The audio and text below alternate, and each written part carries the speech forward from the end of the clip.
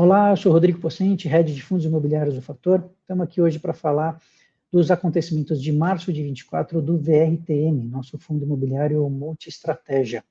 O VRTM, em março de 24, distribuiu 8 centavos por cota, perfazendo aí um dividend yield de 0,73% no mês. A gente finalizou o mês com um pouco mais de 34 milhões em caixa, e esses recursos, obviamente, serão destinados, além do pagamento de dividendo que acontece agora dia 15, a gente também vai finalizar a alocação ao longo aí do mês de abril em CRIs e ativos direto na planta, que a gente está finalizado aí a estruturação para aquisição. Das movimentações da carteira, a gente comprou 3 milhões e meio de cotas do VGRI 11, o fundo novo da Valora, e a gente também fez uma venda que foi de 4,1 milhões do CRI Elbor. Falando um pouquinho aqui do histórico de rentabilidade, a gente fez já alguma alocação importante logo no primeiro mês, então trouxe aí o nosso rendimento para o patamar de entre 8 e 9 centavos. Esse rendimento deve aumentar a partir das novas alocações que a gente vem a fazer aí a partir desse mês de abril.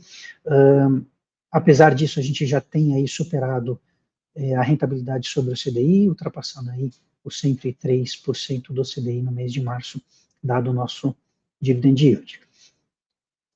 Sobre mercado secundário, a gente teve um pouco menos de liquidez no mês de março, ainda é um fundo pequeno, a gente fez o IPO no final do ano passado, temos poucos cotistas pessoa física, esses cotistas estão aumentando ao longo dos meses, mas até que a gente tenha uma base um pouco maior, essa liquidez realmente deve se manter ainda um pouco mais baixa, né? A gente finalizou o mês aí com a cota a R$10,97 e uma liquidez média no mês aí de um pouco menos de 50 mil reais.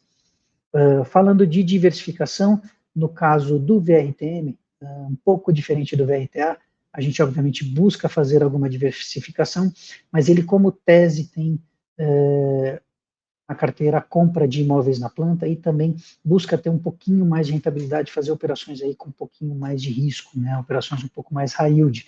E a gente tem buscado essas operações bastante no mercado imobiliário, a gente acha que é um fundo com uma característica muito mais adequada aí para a gente aumentar risco nesse mercado. Obviamente a gente também faz alguma diversificação entre securitizadores, isso aqui basicamente para a gente ter uma diluição do risco operacional. Em relação a indexadores, ainda a gente está muito próximo, praticamente metade da carteira em IPCA, metade em CDI, e por tipo de ativo a gente já tem feito uma alocação um pouco mais interessante. Já temos quase 10% em imóveis, devemos chegar aí a 20, 25% de imóveis no final da alocação, e o restante em CRIs, e a gente tem na carteira por volta aí de 11,87%. Os fundos imobiliários, na verdade, temos dois, por volta de 11,87% da carteira.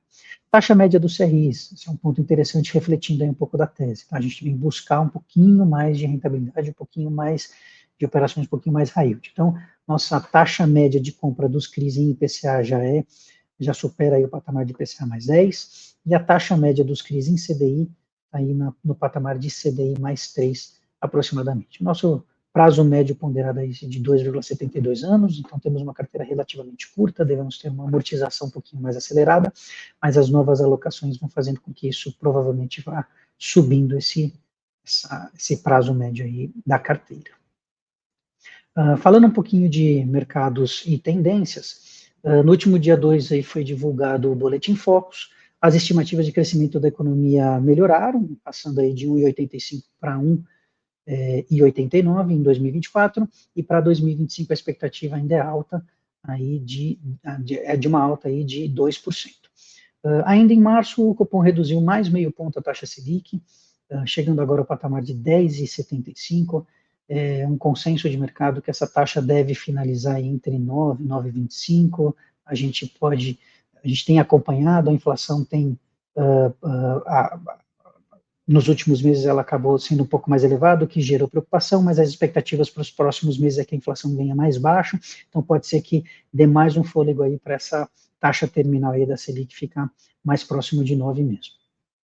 A inflação, como eu disse, continuou no campo positivo, o IPCA divulgado de fevereiro foi 0,83, né, então realmente elevado, é o que a gente poderia ter aí de preocupação em relação à diminuição da queda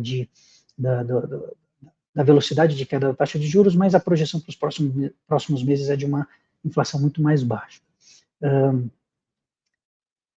valor ainda é relativamente alto, né, mas é benéfico aí para o mercado de fundos de recebíveis imobiliários, principalmente no nosso fundo, que, como eu disse agora há pouco, a gente, mais de 97% da carteira de CRIs está indexada a IPCA. Então, a gente vê esse IPCA muito elevado impactando nos rendimentos. Nossa carteira, na média, tem um impacto de rendimento em 2 meses, né? A gente trabalha com uma defasagem na média de 2 meses. Esse cenário atual demonstra que a inflação está sendo acompanhada de perto e que os próximos cortes, obviamente, dependerão da evolução dessa dinâmica inflacionária. Particularmente para o universo de fundos imobiliários, essa notícia é importante, dado que existe uma correlação enorme entre taxa de juros e a expansão ou diminuição do mercado de fundos imobiliários. Quando a taxa de juros cai, a tendência é que as cotas dos fundos imobiliários e esse mercado se expanda, cresça e aumente aí a sua atuação. Então, é basicamente essa grande vantagem que a gente tem em ter uma queda de taxa de juros um pouco mais efetiva aí para os próximos meses. É isso que a gente está torcendo para que aconteça. Tá bom? Então, por esse mês é isso. Obrigado e até a próxima.